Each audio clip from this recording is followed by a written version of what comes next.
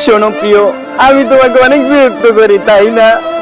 দেখবে একদিন তোমার কাছে সবই থাকবে, শুধু এই বিরক্তর মানুষটাই থাকবে না। জানো প্রিয়, গরিব ঘরে জন্ম নিলে বোঝা যায় এই দুনিয়াটা কতটা কঠিন।